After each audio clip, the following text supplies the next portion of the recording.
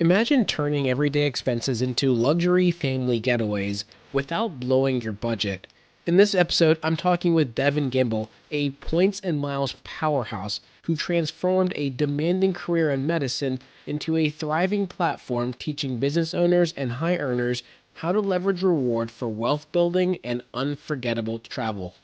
From flying her family of four in Lufthansa first class to the Maldives to breaking down the smartest ways to buy points for premium flights, Devon shares strategies that can elevate your travel and financial game. If you've ever wondered how to travel luxuriously without sacrificing your financial goals, this episode is for you.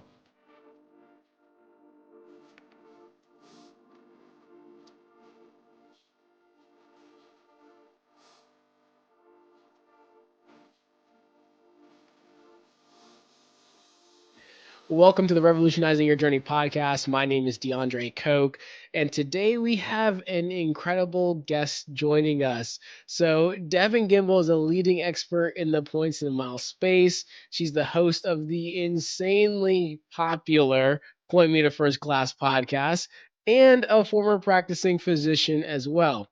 And so Devon's built this reputation for helping people use travel rewards, not just for luxury getaways, but as a strategic tool for business owners to utilize, especially those in the medical field.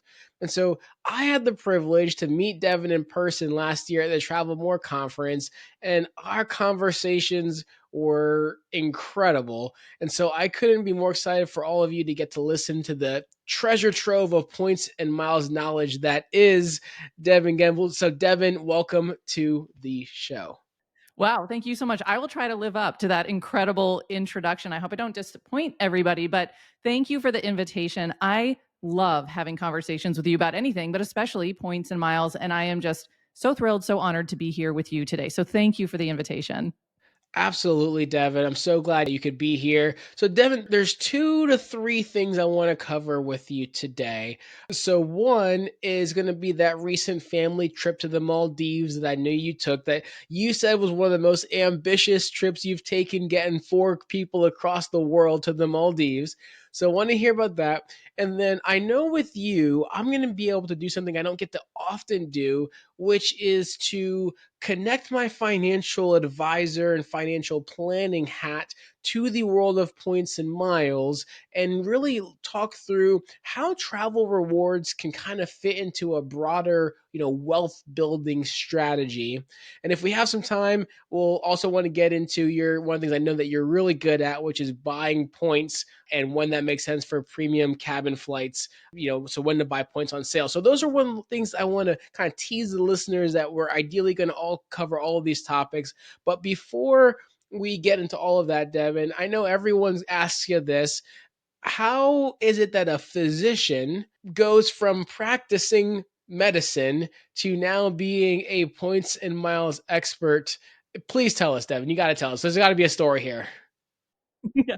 The short answer is by accident, because I don't think there are a lot of folks who, go through the entire sort of educational timeline of becoming a physician, all of the education, all the training that's involved to say, great, I'm so glad I did that. Now I want to go teach about points and miles. Certainly that was not what I set out to do. A very, very kind of traditional background. I was one of those kids who grew up only ever wanting to be a doctor. And so for kind of like the vast majority of my life, that was the path, very traditional. Like I said, went to undergrad. I actually took off 2 years in between undergrad and med school where I did travel pretty extensively. But then after that, did the med school thing, went into my postgraduate training, spent 4 years getting, a residency fellowship, 2 board certifications, came out the other end, was a grown-up doctor finally, and thought like, great, this was the point. I'm going to join a medical practice. So I joined a small physician-owned practice in the Chicago area where I still live. And I thought, this is amazing. This is my forever job. I'm going to now do this thing that I've been learning and training how to do basically my whole life until I'm 65, be very traditional, work this full-time job, retire at 65, and then maybe do kind of the next thing. And as sometimes happens, life doesn't always work according to the 65-year-old plan. And kind of long story short, one of the things that was really kind of, I think, instrumental about my story is that when I came out of medical training, like a lot of people, I went to medical school entirely on student loans. So I had multiple six figures of student loan debt. I had been raised by a single mother in a what I would call a not very financially resourced family. And so when I came out of all my training and my first grown-up job was finally making a paycheck for the first time, in my early 30s, I knew nothing about personal finance. I knew nothing about how do I really responsibly and strategically manage money? How do I pay down my student loans? How do I save for retirement? What does that even look like? And I think it was a really challenging and scary time for me because I realized that, when you grow up and you have no money, you don't have to make a lot of decisions around money because there just isn't anything there, And for the first time in my life, I was in a position where I could see, wow, I may actually be able to have decisions in front of me about money that no one ever taught me about. And so for me, it started as I just need to educate myself about personal finance. I got to figure out what the heck is going on here. And so I just kind of spent my spare time when I needed to take a break, from the cases I was doing at work. I need, 10 minutes to rest my brain. Let me read something online. I would just read personal finance blogs. And this was all the way back many, many years ago, around 2012, 2013. And in the course of learning about personal finance, of course, this happens on the internet, one thing leads to another. You find some links to something that's a little bit related. And I started falling into all of these personal travel blogs, and points travel blogs. And at that time, again, there were a lot of really big travel blogs. This was pre-Instagram, pre-TikTok, pre kind of anything else. And that was like the educational platform of Points and Miles. And I am someone who always loved travel, had always done it as cheaply as possible, thought it'd be great to travel in a little bit more of a comfortable way, but didn't want to actually use my disposable income for travel. So, at that point in my life, learning about Points and Miles was this perfect storm of right place, right time. And kind of the next thing that I think was really important for me is that, as I mentioned, I was working in this private practice. So by training, by education, I'm a pathologist. We're the kind of doctors who make diagnoses on diseases. So if someone in your family, a loved one, has ever had a biopsy taken, someone's got to look at that biopsy and make a diagnosis on it, right? So that's what we do as pathologists. And so I'm working in this small private practice, again, run and owned by 4 other physicians. And we would have monthly meetings where the partners would talk about everything about running the practice, but including financials, right? Like, what are our insurance payments looking like for cases that we've done? What does the laboratory need in order to run? Because we had a full service laboratory. And, there would be conversations like, well, we need to replace this piece of machinery, or we need to update this machinery, and it's $400,000, and it was seriously like a light bulb moment sitting in these meetings where I'm learning about Points and Miles. I'm learning that you can turn expenses into points. And I'm in conversations where people are very nonchalantly talking about spending hundreds of thousands of dollars. And of course, that practice had no points earning credit cards. I think the one business card was like a local credit union, credit card that earned 0 rewards. And the gap was just so obvious to me, right? Wow, here's an amazing opportunity. And it is not being tapped into at all. And about a year later, my husband, who's also a physician, he became self-employed. He decided to go out on his own and start his own practice. And I knew right away, I was like, I don't care what you do. We are getting business credit cards and we are earning points for every single one of your expenses, right? So it was this like perfect culmination of applying something in my personal life that I had learned about and seeing the opportunity, right? Like seeing the opportunity for me, for my husband and I as, dual income earners and dual spenders, him as a business owner. And for many, many years, it was just a personal hobby and it was great. And I got to do so many great and fun things about it. But then what happened was I actually decided to leave the medical practice that I was in towards the end of 2019, which was kind of a very random and coincidental decision because I ended up staying home for most of 2020. As everyone knows, there was the pandemic. My 2 children were very young at the time. All of our childcare completely collapsed, because of the pandemic. And so I was at home with them. And when they went back to school, I was starting to feel like, great, what am I going to do with my brain? I'm really used to being very intellectually stimulated. I love being challenged. I wasn't sure I was going to step back into, traditional kind of medical role. And I was thinking, I know 2 things. I'm like 30 something years old and I know 2 things and that's it. I know how to diagnose skin diseases. That was my area of subspecialty. And I know how to travel with Points and Miles and that's it.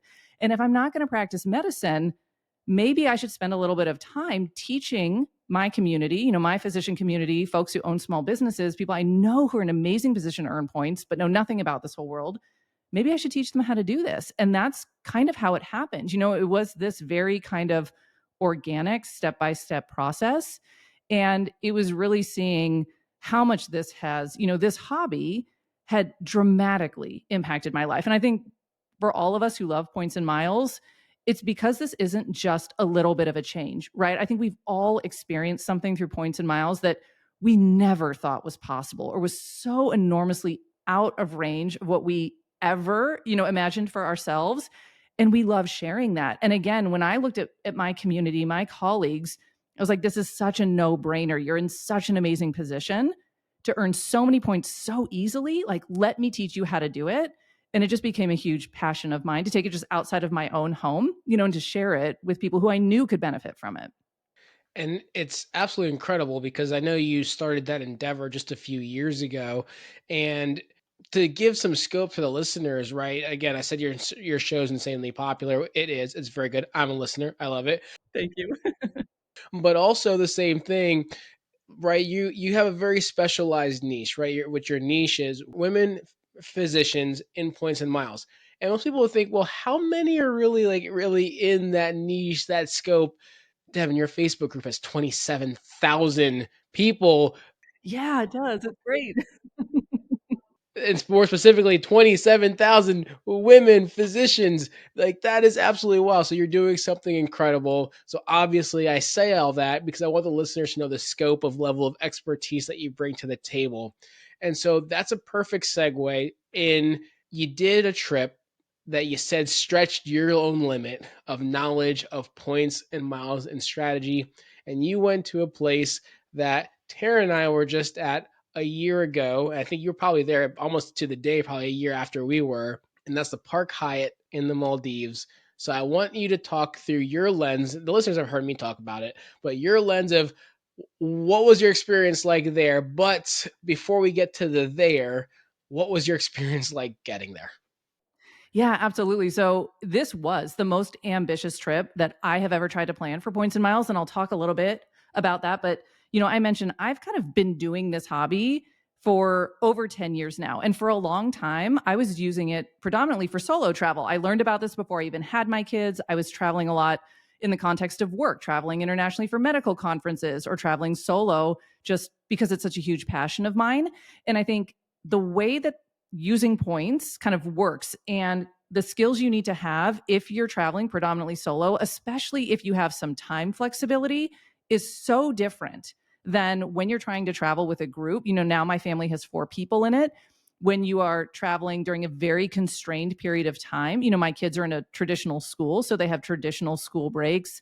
My husband, like I mentioned, he's a self employed physician. So for us, my kids' winter break is really like the 2-week period we have every year where we can really go somewhere as a family and all have that time off. It also happens to be the time of year that millions of other people have off and are also trying to travel. So when I talk about the challenges of, booking this trip, we're booking for a family of 4 during a very, very in demand travel period. And also, and I will throw this out there, is that, if I'm going to travel somewhere that's very far, now for me, if I'm going to be on a flight that's over 6 hours long, I have a very, very high priority for flying business class where I at least have a lie flat seat. All the other stuff is extra.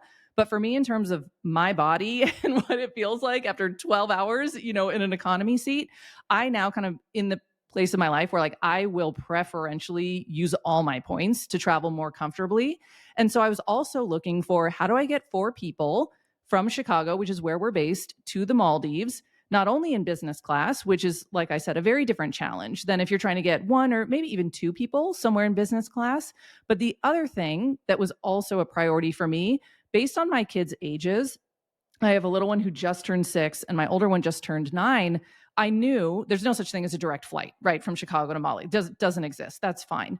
But knowing that even once you land in Mali, there's still transport, right? There's still at least one flight, if not one flight plus a speedboat ride. I really did not want to have more than 2 long haul flights to get from Chicago to Mali. And so that was also somewhat limiting in that, I did not approach this search like anything any flight that gets me from A to B, is open. It was like, no, it has to be in a very tight time window. It's got to be 2 international flights from Chicago somewhere to Male, and it's got to have business class for 4, right? I mean, that's a pretty tall order. Luckily, I have a lot of experience in points and miles, and I also have a very diversified points and miles portfolio. And I think that really comes into play is as you are in this hobby longer and longer, really learning what are some of the strengths of the different points currencies, because there is no such thing as the one perfect credit card, the one perfect points currency, right? And knowing how can you really leverage the sweet spots of some of these currencies can come into play. And so in terms of planning, the way that I constructed this, again, is maybe not going to be something that very, very beginners want to try, but I'm like, if you're ambitious, go ahead and try.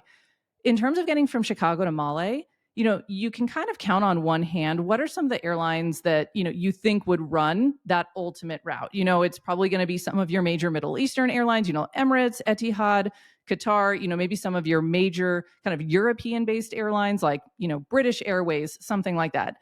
But there's not a ton of airlines, right? And I think one of the biggest challenges I had is that as much as I am comfortable doing award searches and I feel like I know the different airlines really, really well, there was no single airline where I could book us, Chicago through a hub and then on to Male for 4 people in business class, for what I consider to be a reasonable amount of points, not like 1.9 million points per person, which even I'm not going to pay, right?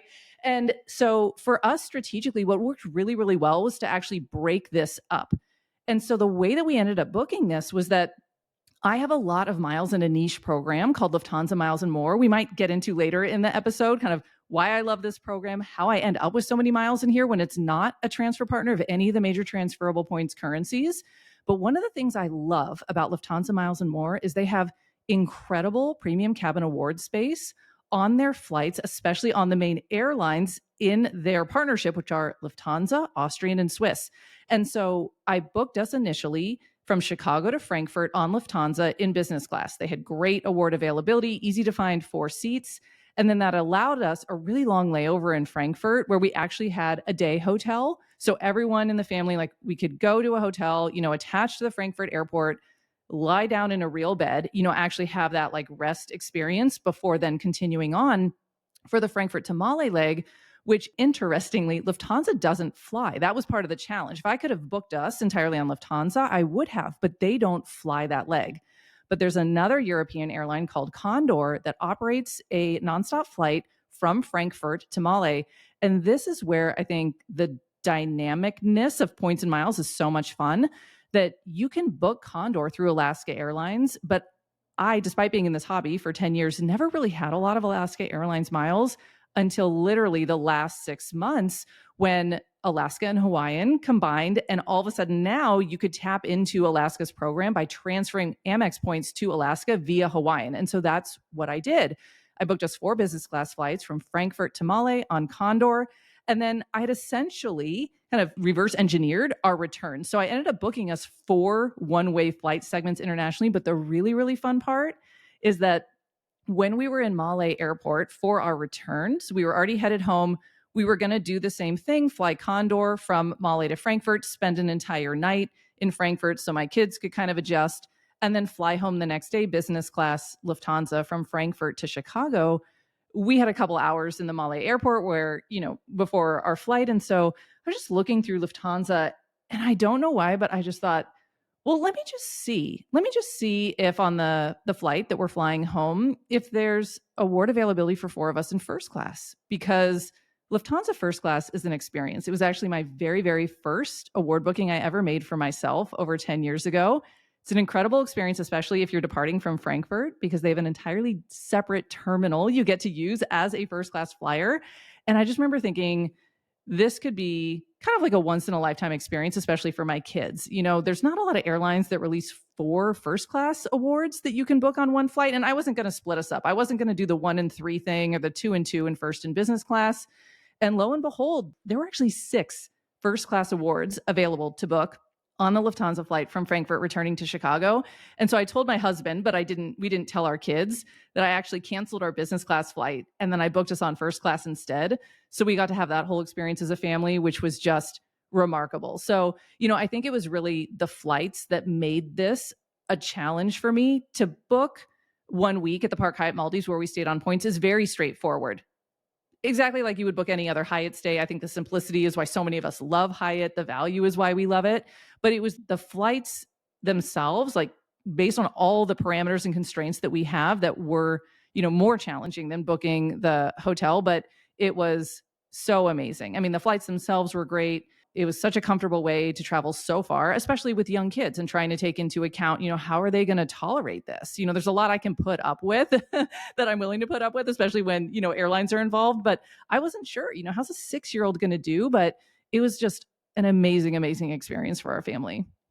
And we mentioned this in our most recent episode when we talked about our most recent Maldives trip, but I'm actually curious, talking through kind of your process of making sure your family, especially your kids, right, they have this comfort as they are getting to this super far destination, and you had the hotel stay in Frankfurt, all those different things.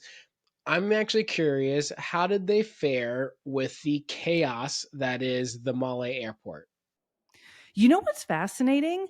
It didn't feel like chaos to me. It didn't. I mean, to me personally, I've traveled so many places in the world that I don't, it didn't even occur to me that it was chaotic. But here's what I think is also great for listeners to know, especially if you want to plan, family travel, or you have littler ones with you who, again, may not just yet have the emotional like resilience and capacity, of a fully grown person, is that I don't know how it is if you book through other resorts. This was my first time to the Maldives, but I have to say that I think this is something that the Park Hyatt did so extremely well, which was that when we landed in the Maldives, when we were first coming in, we didn't check bags. So we did carry on only, which I highly recommend. It made the trip so easy and streamlined. So we, moved through passport control in the Malay airport. And then once you go past baggage claim, you kind of come out into the more public area of the airport. There was a representative from the Park Hyatt, holding a sign that said Park Hyatt on it. We'd received information, to look for this representative. And essentially, my experience, again, as someone who's traveled solo, traveled in all sorts of places in the world without the wonder of having someone like hold my hand through any of the situations, is I literally felt like once we connected with our Park Hyatt representative, we did not have to think about anything. It was really nice. I mean, especially after, 40 hours of travel, my husband and I are making sure that, our kids aren't getting lost or anything like that. We don't have to think about anything else. He walks us from the international terminal to the domestic terminal, because the next leg was you have to fly a domestic flight. And he walks us into the domestic terminal. We didn't even have to go up to the check-in counter to get our boarding passes for our flight. He said, hand me your passports. I'm going to check in for you, but first let me take you to a place where you can, relax. It's a little more comfortable. There's a perfectly nice domestic lounge in the domestic terminal of the Malay airport. It's air conditioned. It's got great bathrooms. It's got some snacks. But he said, you just rest here. I'm going to take care of everything. If we had bags to check, he would have checked them in for us, but we didn't have them. But he said, I'm going to take care of your boarding passes. I will come back here when you need to board the flight. Don't worry about anything. And it was kind of that level of care was really, really amazing. It was just, we didn't have to then do that mental lifting of trying to keep track of where are we supposed to be, how are we supposed to get there. And he, came back with our boarding passes and walked us exactly where we were supposed to go. We get on it was a 1-hour domestic flight from Male to Kudu. And even when you get off the flight in Kudu, again, a representative is right there and you don't have to think, you just follow. So as long as you can follow someone with a sign who's going to take great care of you, you're going to have a wonderful time. And I think, again, as someone who is perfectly capable of navigating international airports, I'm not intimidated by that. The fact that after such a long travel, I didn't have to worry about any more navigation and I could just kind of pay attention to my kids being comfortable and not losing them. It was just a lovely service. So I love that you said that, and that's also making me realize what I missed out on. And the reason why I say that is because we got about 80% of what you just said. The 20% was 100% my own fault. The 20% that we missed out on. So we were there for a solid almost 2 weeks already in Maldives. And so we had just gotten off of our scuba spa. This was, 2 trips ago. And we knew there was a representative that was going to be looking for us in the airport because that was still the meeting point, but I couldn't find him. So I was like, oh, well, the domestic air terminal is right here. And that lounge that's in domestic is actually a priority pass lounge. So we were planning on going there anyway. So we went, and but the thing is we waited in line. We did the check-in, and then the way that it works there is there was a whole system. I won't, for sake of time, I won't go into it. But basically, like after we checked in, they're like, "Well, you have to actually go to this kiosk over there, wait in line to pay for your baggage." So I had to go and pay for the baggage, but then all the ATMs were down, their systems were down, so we had to actually find U.S. cash to pay.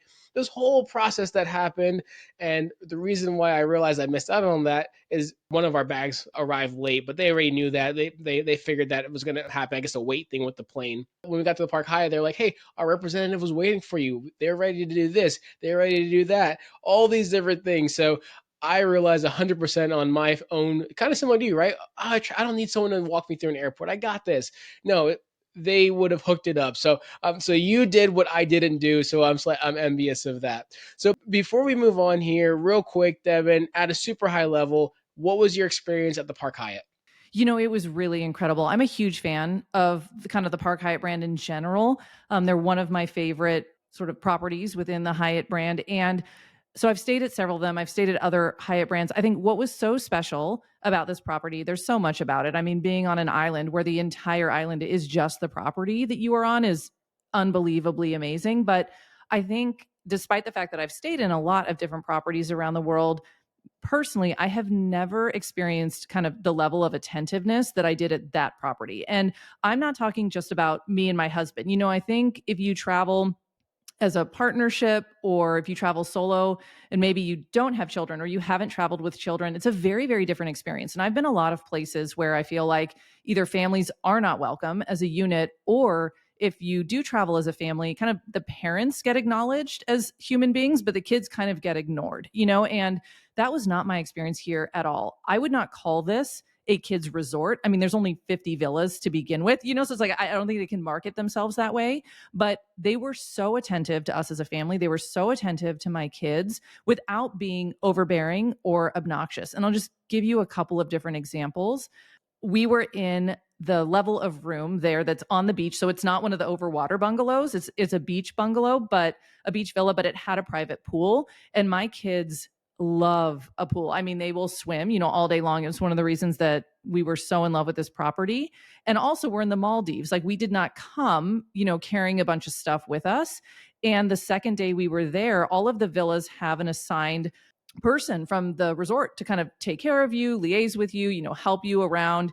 And he noticed, we have kids, they like to play in the pool. And without, talking to us or making a big deal about it, they had dropped off just this huge bag of like pool and beach toys on the deck of our villa, just something more for our kids to play with. And it was just that type of attention, where if there was something that they thought they could do to enhance your stay, it just kind of showed up, right? There was nothing flashy about it. Again, there was nothing overbearing about them trying to take care of you, but it felt like they noticed, right? They would notice the types of things.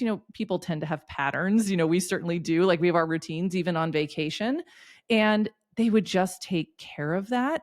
And I thought for it not being billed as, like a kid destination, a kid resort, they were really, really great with kids. And I think that matters, to people who are traveling with their families. And so, if your kids are up for it, if you're up for it in terms of as long as it takes to get there, I would really, really recommend this property for people who are traveling solo with partners or, with families. Yeah, absolutely. And I'd argue that the beach villa, because we stayed in the same, I'd argue that is the best villa. I loved it. They were fantastic. I remember when I posted in one of the travel groups, like, oh man, scored the high. This was a couple of years ago. They're like, it's not an overwater. I mean, the overwaters are nice, don't get me wrong, but the beach villas are gorgeous. The location, the privacy is amazing. And I will say the one thing that stands out about that stay, as you mentioned, is on the daily. I don't think I've ever been asked so many times, how can we elevate your stay? Mm. right? From the general manager, from the food and beverage manager, from all these individuals. I thought at first maybe this is just like going there with the globalist perk that allowed that, but at the same time, it just seems like that's just what they deliver. No, and I want to give another example, and this is not like a glamorous example, but I think this is what happens real life when we travel. So we had mentioned that, to even get to the resort, once you've landed in Maldives, to specifically get to the Park Hyatt Maldives, you take a 1 hour domestic flight from Malé Airport to Kudu Airport. Then you get on a speedboat, and it's supposed to be around a 35-minute speedboat transfer from Kudu till you get to the actual island. Now, I am someone who unfortunately have a long history of getting motion sick. This is not new to me. I've tried all sorts of different, things. I usually just don't go on boats because I tend to get so sick on them, but there was no option, no other option for this resort. I knew there was going to be a boat ride, so I prepared. I mean, I had prescription medication, I had all the things. And of course, as sometimes happens, in travel, we ended up landing on a day that was pretty stormy. The boat ride from Kudu to the island was horrible. I mean, it was so choppy. I knew immediately, I was like, there's no way I'm not going to get sick on this boat. And that's just kind of what happens. But I got incredibly sick. Like, I got so sick, I could not walk off the boat when we got there. And I know it's motion sickness. I know it will pass even when it's that horrible. I wasn't worried it was something more serious, but that was probably the worst I've ever felt in my whole life from motion sickness. But they, again, did such a great job taking care of us. Usually, when you arrive at the resort, you arrive to this like gorgeous pier, and the sky is blue and the water's blue, and there's this whole welcoming party. And, they have these coconuts that you can drink out of and they welcome you. No, with my family, it's storming. They literally carry me off the boat, right? Like, I feel like I'm about to die. We don't do any of that like glamorous, picture perfect, welcome to the Maldives thing. They drive us, in the golf cart to our villa. I literally laid on the floor of our villa for 4 hours. They have a physician, thank God, on site. Amazing physician, amazing nurse come. They hook me up to an IV. I get IV rehydration for 4 hours. They took such good care of me. And also all of the things that we kind of missed because we didn't have that traditional kind of idyllic arrival on this island. I still feel like they tried to make it up to us, right? Like, they still delivered kind of our welcome coconuts to our room. They still tried to create like a welcoming experience for us. And, their physician and their nursing staff were fantastic. They checked in with me every single day, to say, like, how are you feeling? How can we make sure that, you feel better on the return trip home? And, I'm a physician. I have a background in medicine. I can text a lot of different people if I need, medical advice. And there is something really different also about being on a property where, they have that as a resource and you are kind of in the middle of nowhere. And I felt so taken care of, by their staff, which I hope no one ever has to meet the on resort physician staff, for anywhere they're ever going. But, I did just want to point out that this is a reality of travel. Like, even when you're in paradise, sometimes things happen. And, I feel like they took just such good care of me and good care of my family as a staff. And that is something that I don't think you can really underestimate. And I think that helps to make such a memorable impression where I would never hesitate to recommend that resort, to anybody based on the way we were just treated so well. Absolutely. Well, what I love is the fact that that proves the consistency, right? We went a year apart and we both got a really elevated experience, which is absolutely amazing. Hey everyone, I hope you're enjoying this week's episode. DeAndre here, and I just wanted to interrupt briefly to remind you of two things. First, be sure to sign up for our newsletter where we give you direct access to travel updates, news you'll want to jump on in the points and miles world, and our continuously updated card offers to maximize your travel rewards, often before they're ever mentioned in the show. Also, if you didn't already know, we have a private Facebook group where we share news as it breaks, ideas, and other things that don't make it into the newsletter or show many times. And that's the best place to get your points and miles questions answered directly by me and other travel enthusiasts. Both of these links will be in the show notes. Now, back to the show. So, Devin, I want to pivot a little bit here and get the opportunity to wear a little bit of my financial advisor hat, which I rarely do on the show. And my disclaimer, of course, is I'm not giving financial, tax, or legal advice through way of this show. But I want to talk a little bit about where you feel like points and miles fits in as a tool for wealth building and within the personal finance world? What's been kind of your scope, your belief in that space? Yeah, I love this question because I think points and miles is so much more than just incredible travel experiences. And like I mentioned, I kind of found award travel through personal finance education. And I remember when I was learning, initially about personal finance, I feel like there's a lot of really kind of accepted ideas in the personal finance world. I was reading about things like if you do have, disposable income and you can invest in a retirement account or you can invest in a taxable brokerage account. This is how you can use your money as an asset, right? You can leverage your money to grow for you, to compound over time, right? And this is the reason why if you do have disposable income, it can make more sense to put that money in some sort of vehicle where it can compound versus just keeping money in a bag in your closet, right? Or just keeping your money in a savings account or a local credit union. And all of those concepts made sense to me. But I remember when I started learning about points and miles and thinking again, looking at kind of the conversations going on in my medical practice, looking at my own personal expenses, I remember looking at my expenses and saying, wait a minute, why is no one talking about how expenses can also be assets, right? We all talk about just these are the this is just what we have to spend, right? Or even worse, a lot of folks are shamed for how they spend money or, debt they have, if it's student loans, if it's something else, a mortgage, whatever. And I remember looking at my expenses and saying, wait a minute. Yes, there is absolutely a way that you want to be responsible and thoughtful and deliberate about using points earning credit cards. I'm sure you've educated folks on that. And also, my expenses can work for me just like my money can work for me, right? Like my expenses can be leveraged into thousands, tens of thousands, hundreds of thousands, millions of points. And I can do real things with those points that have monetary value. And so for me, I think because I found award travel through personal finance, it all just linked together to me in a really, really obvious way that these are just two pieces of the puzzle, right? How can we use our expenses to work as hard for us as we're very comfortable talking about using, our money as an asset? And so that was one thing that just always, always stuck with me, especially again, as I was looking around at my community, physicians and small business owners. When my husband started his practice, and maybe you had this experience as a business owner as well, a lot of business owners know it takes money to run a business, right? And oftentimes what you're spending in expenses can dwarf what you're actually, being paid as income from a business. And so, I think there's kind of this misconception about, oh, why would certain people even need points or miles, right? Whereas I always saw, no, no, no, no. If you have any expenses, especially if you have a lot of expenses, you can use points and miles. And so for me, it was all part of this big complementary picture. And I think you use a great word when you talk about leverage, right? Because in the world of financial planning, I look at money different, but I see the opportunity for leverage. Yes.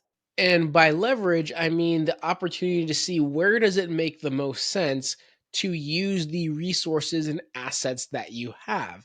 And for example, leverage is you could think of borrowing on home equity to invest in investment property, right? You can the leverage is just saying, how can I use a resource and turn that resource into something more, right? And there's risk with that because also you can borrow on home equity and take a vacation with that, right? That's maybe not the smartest thing to do. But the same thing when it comes to points and miles. So I've sat down with many clients where we're talking through their financial plan, their retirement plan, whatever it may be, and looking at, just as you said, their expenses, their lifestyle. Hey, you're spending all of this money. Not that it's a bad thing. And you're right. Sometimes we're led to be shamed on, wow, you took a $20,000 vacation. Well, yes, I also saved 200 grand last year. I could take a $20,000 vacation, but we don't have that concept, or we're not taught that concept of balance. And so, my point to this is when working with clients, oftentimes we'll talk through what their goals are, their dreams, their vision. And a lot of times, and this is very common, most people, the wealth they build, they never use, right? They save and save and save, but they never took the trip. They never did the thing. And then they get much older when they're finally not working and they're like, "Hey, we can travel now," but the health might not allow for them to do it. Yeah. Yep. why not do that now, but be balanced with it? So why not have the opportunity to use your points or to create points and then use those points to go on these experiences and these trips that you may have never done or not done in this phase of your life, to the point that you said very early on in the show, right? Points and miles allows us to do things that we probably never would have thought we could have done otherwise. Yeah. And I think this is such an amazing point, and something that I think, again, is so great about this hobby is that it is not one size fits all. I think there are so many different people that can benefit from points and miles in so many different ways. And speaking to your most recent point, I think that was one of the things that I really, really saw as true, just again, for me personally, was that I had, again, once I finally got out of all my training, I finally had some disposable income. So theoretically, could I have taken that disposable income and entirely used it to travel? Like, yeah, that was real money that was there. And also, I have other and additional financial goals and priorities, right? And I think for me, points is such a beautiful thing because it allows me, and I'll be very clear, the value I get out of my points now, if I had no points, I would not be spending the equivalent cash on travel.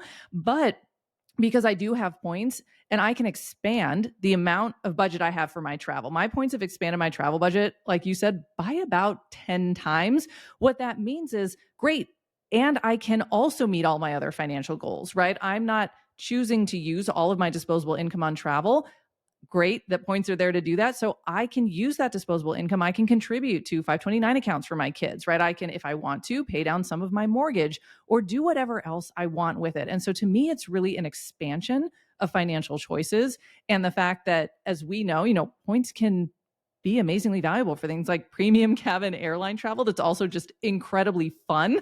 I think that's just like the bonus on top of everything. It really is, because the way I look at it is, I mean, let's look at maybe a couple that are looking to go on their honeymoon, and they've set aside a budget of 10 grand for this honeymoon experience, which is a really reasonable budget for a trip for a couple, especially for a honeymoon, 7, 10 days, whatever it may be. Imagine what happens when you compress the expense of the travel so that your hotel, if your hotel stay, your business class flights, and all of that is, let's say, instead of making up 7K, 8,000 like it typically would, only makes up $1,000. What could you do on that trip with the other nine now? Right. Right? Maybe you have a food experience that is unbelievable. Maybe you rent a Lamborghini for a day, right? Maybe you do something that's still ridiculous with the money, but you have this greater opportunity. And I think that's where points and miles can come in. And at the same time, from a standpoint of, I agree with you wholeheartedly. I think Taryn and myself had somewhere in the realm of, I don't know, 120, 130, $140,000 worth of travel last year. I would not have stroked a check for 130,000 worth of travel last year, right? And I'm sure it's similar with you, right? I know you have over six figures of travel annually yourself, plus with a much larger family as well. So it's just the opportunity, I think, to create balance in a much different way. Absolutely. Agree with you 100%. Well, now, my question for you, though, Devin, in the space of wealth building, personal finance, and points, what are some of the common mistakes that you see people make or they could be making in the same space? Yeah, I think these mistakes are actually common to basically everybody who goes through this journey. And I think especially what I saw, again, looking around at my peers, my colleagues, I think the biggest mistake is just not doing points and miles to begin with if you're someone who loves travel. I think that's sort of the context that is a given here. If you have no interest in travel, I'm not sure how you would have landed on this podcast, but maybe points and miles aren't the best for you. But assuming, you love to travel, again, just not truly understanding the power of points and miles. And so not ever doing it, I think, is a huge mistake. And I think as educators, that's one of the best parts of our jobs, is just opening people's eyes to, hey, did you even know this is actually a real thing? This is possible for you. But then once people kind of get their foot in the door and they understand the concept and they're like, okay, I'm on board with this, I think really the biggest mistakes from there come down to not understanding like the true opportunity of points and miles in terms of under earning points for the amount of money they're spending and also overspending points when they do go to redeem them. And I think these are two kind of mistakes that it's a rite of passage. All of us do this, to a certain extent for a certain period of time. So it's not like you can skip over that. But I think moving through those mistakes where you start learning, wow, there's actually a lot of strategies so that you can earn a lot more than 1 point for, every dollar you spend on a lot of expenses. And then on the redemption side, when you finally break free of using your points through your credit card travel portal and you start to really understand, wow, there are some other strategies, some other opportunities for really, really greatly increasing the value that you get from your points. And I think that is all part of the very natural learning curve of this hobby for everyone who gets involved in it. And how do you advise people go about or go down this path without running the risk of overspending? Right? Because very easily when you get into this game, and we talked a little bit about this when I was on your podcast, right? There are some things that we do when we play this game that are completely nonsensical, but we do it anyway, right? We maybe do a mattress run to get status or different things like that. So there's things that when you're at a high level in this game, of course, we can do, but especially for that person that's starting out, how do you help them to not overspend because they're trying to do too much too quickly? Yeah, I think that's a great question, right? And I think my baseline, I mean, the way I approach this, the way that I try to educate folks is that this is not about spending more money. It's not about buying things you don't want, buying things you don't need. And so I think the baseline is, let's look at how to take what you're already spending to run your life or run your business if you happen to be a business owner. And that's what we have to work with. So I think just putting those guardrails in place where it's, how can we optimize what we're already doing, but be very explicit about it and say, hey, you know yourself best, right? If you're the type of person who, once you get into like a gamified situation or a situation where you can be competitive with yourself, if you know your tendency would be to buy things that you don't want just because it's got a great, points payout, maybe decide not to do this yet, or maybe put more guardrails in place for yourself, or know what are the actual limits that I'm going to go up to? If I am going to quote spend money, in order to mattress run, to earn status or to earn points, what are my criteria for that, right? Like, do I have really good criteria for when this is actually worth it so that I can know if the math doesn't math, I'm not going to do this. And so part of it is really kind of anchoring yourself in, I'm going to use my existing expenses and that's what I'm going to focus on. And also then as you do get a little bit more advanced, you see some of these more strategic moves you can make, having some very specific rules for yourself about, this is how I've decided this is worth it for me. And if it doesn't meet these criteria, then I'm going to say no to this points earning opportunity. And so, Devin, I know you're not the financial advisor here, but I'm going to put you on the spot a little bit because I know you've coached and worked with so many people specifically in this space.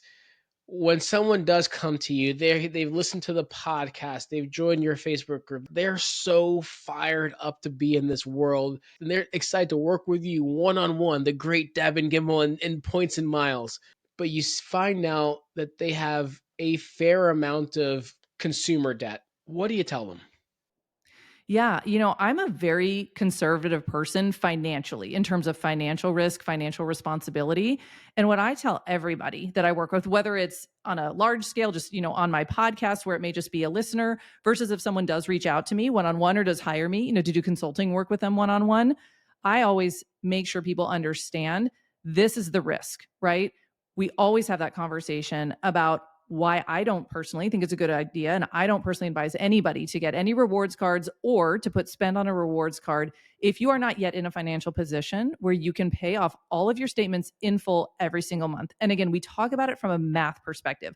I don't think this has anything to do with morality. I don't think this has anything to do with being a good person or a bad person, right? I think this is all just about math and numbers, but so people can understand, oh, if I'm carrying consumer debt or if I'm not yet in a position where I can pay off all of my credit card statements in full every month, the math doesn't math. And so there is no point to doing this. You're just going to be hurting yourself in the long run. And in that situation, I tell people, hey, education is free, right? Just because you're not yet in that position, use this as a time to learn, right? As you are getting your financial legs underneath you, fine, still learn about points and miles so that when you do hit that point where you're ready and able, to pay off all your statements in full, now you know exactly what you're going to do. You spent a couple of months learning about different rewards cards, different points ecosystems. There's no pressure on you, right, to have achieved anything at any certain time, but there will come that time when you are ready to go and you're going to be able to hit the ground running at that point. Absolutely love that. I think that was fantastic advice and goes back to, I think, the core belief that we have in this world in general. I know both you and I share. I absolutely have as a financial advisor is fiscal responsibility. That's what it has to come down to. So, and I say that because I know of people that listen to the show and they're excited, they want to do it, they're ready to travel. It's okay if you're not ready yet, but as you said, education is free, and being able to have the roadmap laid out so you can do it right from the get-go, right? Understanding the 524 rules and all the nuances in this game that some people they just jump into and kind of shoot themselves in the foot because they might have moved a little too fast too soon. The education piece can help you avoid that. So I absolutely love that feedback. Yeah, amazing. So, Devin, I know you're an expert in very niche ways and reasons to buy points for flights. And you alluded to this a little bit when it comes to Lufthansa, which we flew Lufthansa business class from Frankfurt to Atlanta, had a fantastic experience. I still haven't gotten that first class, different terminal escort. You will get there. I know. I'm still. I need to find the trip we're going to do that because I want to get the G wagon pickup and all the things that they do. It's amazing. Except if you're traveling with a family, they'll put you in a minivan. So just beware. Duly noted. Duly noted. I think since we definitely subscribe to the Dequan car, I don't think we'll have to worry about that. But I appreciate the heads up. I just want to prepare you. You get a minivan with a booster seat inside. It's a little different than like the Porsche it's parked next to. So, Devin, I'm curious of the what and the why. So, why Lufthansa specifically when they don't have the transfer partners, and how do you find these opportunities? What are the things you're looking for to say, okay, I'm going to pull the trigger and buy these miles? Because most of the time we're talking about earning miles through card signups or everyday spend. We rarely hear about the buying, and the buying can make a lot of sense, but I know the math has to math. So I'm wondering, how does that work out?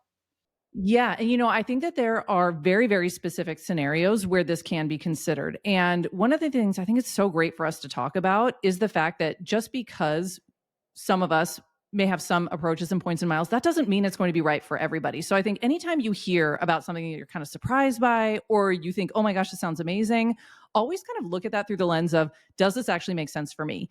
And, when I think about points and miles, I know there are a lot of folks who use in points and miles to get their travel for free or nearly for free, right? Because they don't yet have an actual, disposable income budget to allocate towards travel. I think that is beautiful, right? So I'm in a little bit of a different scenario where I have a certain amount of money that I do allocate towards my travel budget every single year.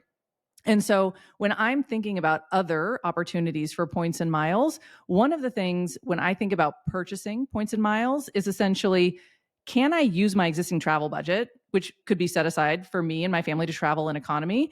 Can I use that to purchase points that then for the same price or less than the price of traveling in economy, I now actually have access, to business or first class flights? So that's kind of one of the mindsets I have around purchasing points, but I think it can make sense in a couple scenarios. So number one, I've kind of alluded to this, that you already have money that you are happy to allocate towards that actual purchase. Because this is not earning points, again, for your grocery spend or for your rent. You are spending money in this scenario to buy points. And so, first of all, you need to have that allocated and be comfortable, with that kind of scenario. But then understanding the opportunity. And some of the opportunity is that I think some folks may be familiar with buying or topping off, their frequent flyer account with points and miles, where maybe they're trying to book an award and they're 2,000 miles short. So you go and you buy just the difference. I think that can be a great approach. What I'm talking about is outright buying miles and points, like a huge, huge block of miles and points, and then using that for your travel. And the reason this can make sense for some folks is there are certain airlines that are not transfer partners of any of the transferable currencies. So I don't care if you have 8 million Amex points, you can't transfer them to Lufthansa. You can't transfer them to Swiss. You are out of luck, right? And so there are some of these more niche airline programs that the only way you can accrue a lot of points in them, if you don't have a lot of paid cash flights for booked through that airline, is to either get a co-branded credit card and put a ton of spend on it because it's most likely going to be earning 1 point for every dollar you spend, or just going out and buying a chunk of points and miles. And so this can make sense to give you access to a program you otherwise don't have access to. And the reason that matters is because when you think about the landscape of points and miles, how many of us who have any transferable points currency could go out or are fighting for the same business class flight on Air France? Like the benefit of access is it's amazing. So many of us then can potentially book those flights. If there is a downside, to airline transfer partners that are transfer partners of 4 or 5 transferable points currencies, is that we're all kind of looking at the same award space. And again, depending on what your travel preferences and needs are, that can make finding award space very, very challenging. So you think about a program like Lufthansa that's not easily accessible from transferable points currencies, and that also at the same time has tons and tons of award space, but that they keep for their own program. So you can sometimes find Lufthansa or Swiss award flights through Star Alliance partners, like Aeroplan or Avianca or United, but I can guarantee you that you are never going to find, 6 business class awards on 4 flights a day on every single route that you're looking at, unless you actually have miles within that specific program. And that's true for Lufthansa. And so, especially for me, when I am thinking about, potentially having a family of 4 travel, there's not as many options available to us where I know that we're going to have a high likelihood of being able to find those flights. And so I love having Lufthansa Miles and More as my backup. If Air France is really dry on award space, or some of these other airlines that sometimes you can get lucky with, I know I can rely on Lufthansa, and they have a great route network. They obviously fly from the States to their hubs in Europe, but then even beyond, you can go so many different places with them. But the key really in deciding this is understanding the math, understanding what am I actually going to have to pay for how many points, and do I feel comfortable and confident enough with how I'm going to use those points that the value of travel I'm going to book with my purchase points at least matches, but ideally far outweighs the cost of purchasing the points themselves. And so I think that is really the key, is learning how to run through those calculations so that you can make a confident decision. That's perfect. So outside of Lufthansa, is there any other airlines you found that you've focused on kind of buying those miles? Completely understand, right? Because Lufthansa also, they're best known for, if you want to fly tomorrow, you can find their award availability or within the next 3 days. But if you're looking for something 2 weeks out from now, you're not going to find it unless your miles are there, like you said. Right. Have you found any other sweet spots out there by chance? Yeah, so in terms of purchasing miles, I'll give you 2 other airlines that I actually do purchase miles in because they're very different use case scenarios. I have purchased miles through Aeroplan before, which I think might surprise people only because Aeroplan is a transfer partner of so many different transferable points currencies. So it's not that Aeroplan miles are inaccessible otherwise, the way that Lufthansa's miles are, but that I think they are just so useful. So there have been times when Aeroplan has had like 100%, bonuses or point sales where you can get points at such a low cost. And again, this really requires that you have a high level of confidence, not only that you're going to use those miles, but that the way that you want to use them is going to be very, very high value. And so the last time I purchased Aeroplan miles was actually a few years ago. And this was back when there was still really, really great partner award availability on Emirates and Etihad. So I had actually used Aeroplan points, Aeroplan miles, to book Game Changer Emirates first class flight from Dubai to Brussels. And I also had booked on the same trip the Etihad first class apartment from London to Abu Dhabi. And so again, many people are going to have access to Aeroplan miles, but if you are looking at, some of those more expensive mileage redemptions that still can be a great value, you're essentially getting premium cabin flights on sale. So that's one. And then the other one is a little more of a niche program. It's not as user friendly as, again, our Air France's or our Air Canada Aeroplans, and that's EVA. And that's the airline one of the airlines that's based in Taiwan. They have an amazing product. When they release business class space to partners, they tend to release one business class award flight on most of their routes, which again, if you travel solo, great. If you aren't traveling solo, that's not as usable. And EVA is really, really interesting where they're a transfer partner of Citi and Capital One. Although with Capital One, it's not a one-to-one transfer ratio. Citi right now is the only ecosystem, the only points currency where you can transfer one-to-one to EVA. But EVA has great award availability again within their own program, and they allow you to purchase miles. You can only use up to 50% purchase miles to book an award trip. So you do need to have either Citi points or Capital One points you can transfer to EVA.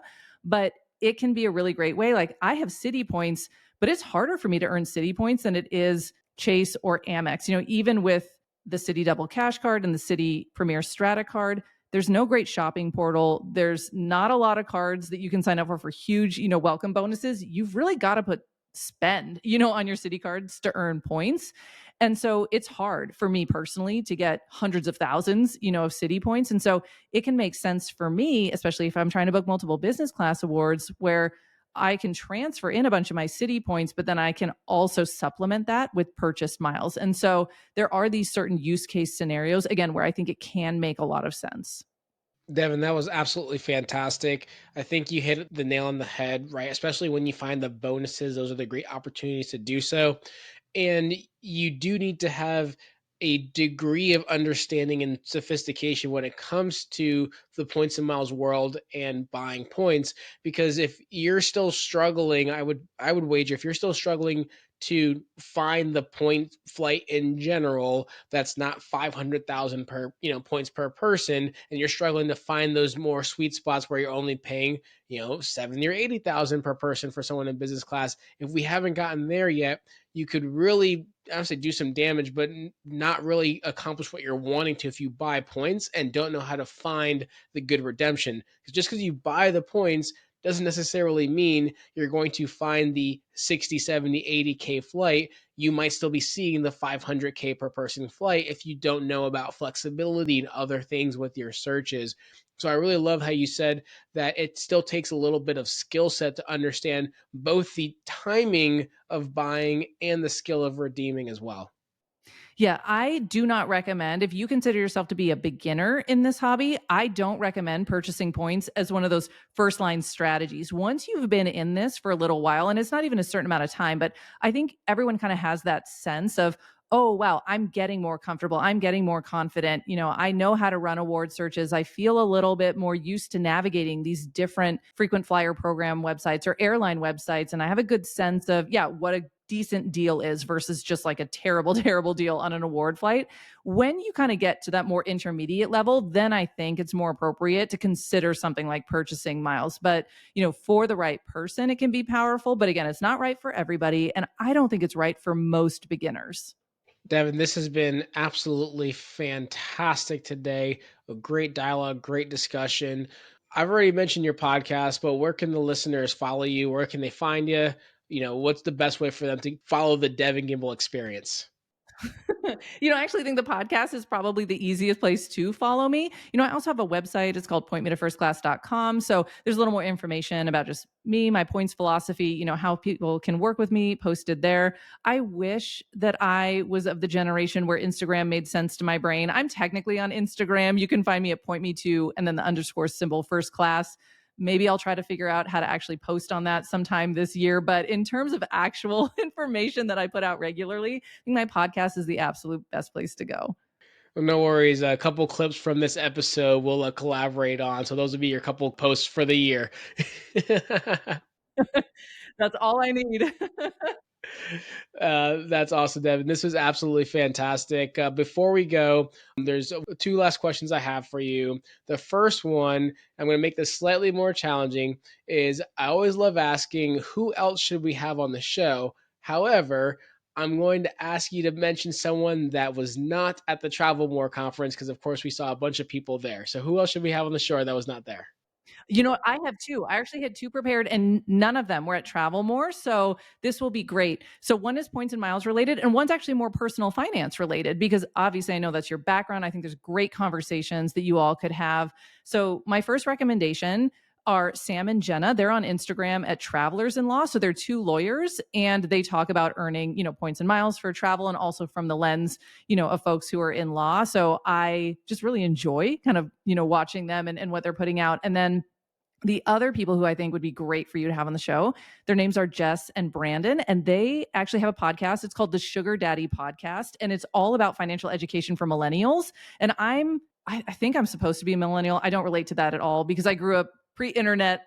I know what cassette tapes are. I had, cassettes in my car until about 5 years ago. So I don't consider myself a millennial, but I think that, the personal finance kind of conversations and education that they put out there, Brandon, the husband of the couple, I believe he's also a certified financial planner. They're just really knowledgeable, enthusiastic, incredible people. So they're also, like I said, at the Sugar Daddy podcast. And I think those are both really, really interesting folks that you could have conversations with.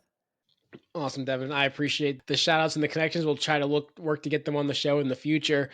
Any last thoughts before we wrap this one up?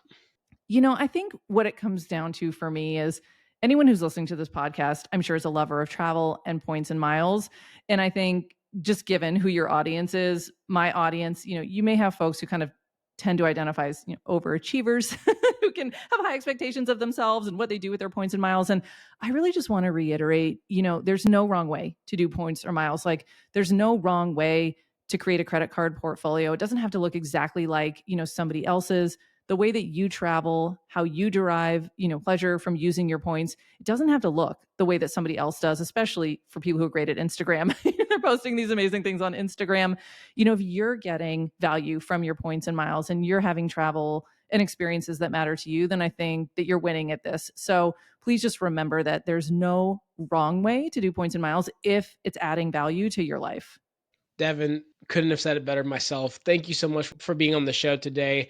It's been an absolute pleasure. And as I expected, you are absolute treasure trove of knowledge. And it was really fun getting a chance to put my financial advisor hat on for a little bit as well. Don't often get a chance to do that on the show.